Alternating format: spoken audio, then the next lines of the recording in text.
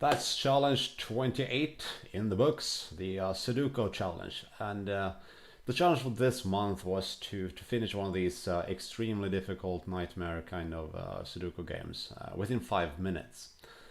And these are all the games that I played in this app. I use the same app for every single one because, yeah, I want to get used to the feeling of it and how it worked and how it looked.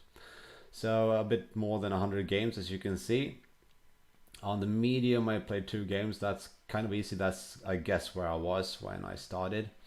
I played 82 games at the difficult level, with the best time being 3:07 and the average time of 6:58. And I played 18 games of the nightmare with an average of 9:12 and a best one at 4:35. And I'm pretty comfortable with the nightmare now. It's not too difficult anymore. I can do it. It's not as fast all the time, and some boards feel easier to me and some feel more difficult. But I'll try to explain some of my thought process when I play. I watched a few videos of really good guys playing to pick up tips and tricks, but those things doesn't really work for me, like the X-Wings pattern or whatever it's called. I find them too time consuming. So basically, what I do is I try to find the easiest fill to begin with. I'm not going to do this one, I'm just going to explain my thinking. So at first I solved it like any other person would solve it, like look at what's available to begin with and fill those out, the easy ones. And then when I got into it, like halfway into this month, I started doing these scribbles, like when this box could be 2 or 3, and you put those in, and then you could easily find where 2 boxes could only be like a 3 or a 4, and those 2 boxes, and that means nothing else can be in those boxes, and then you kind of block those, and then you might be able to put some other numbers in there. Halfway in, I stopped doing that because it was time consuming and I didn't really have time to do it. So now I don't do any notes anymore. So basically I start with the easy ones and then I fill these numbers out in my head. So if I walk through the twos in this one and I see these boxes, the twos can be in these 2, and I try to find where a number can only be in 2 boxes in one of these 9 box.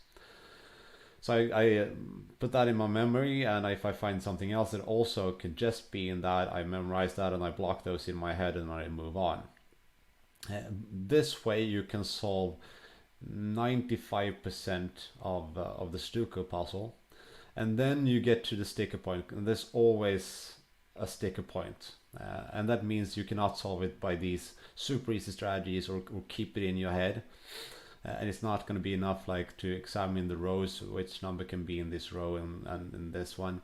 So then you have to do something else, and that's when people do these more a bit complex algorithms, more or less, like the X-Wings pattern that I mentioned. I don't do that one.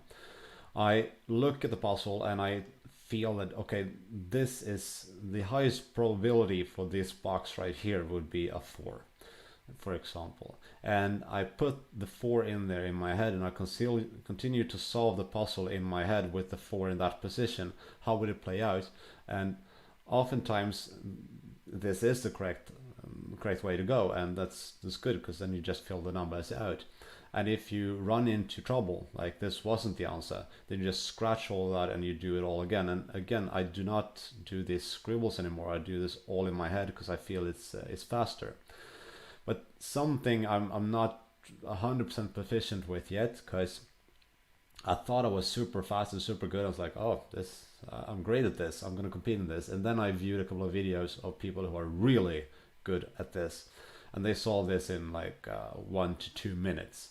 And when I look at them solving these puzzles, I'm just like, I didn't even see what was going on there. They're more or less just not even using the pointers on the screen. They're more or less using the arrows on the keyboard and filling it out. It's just so fast. It's almost unreal.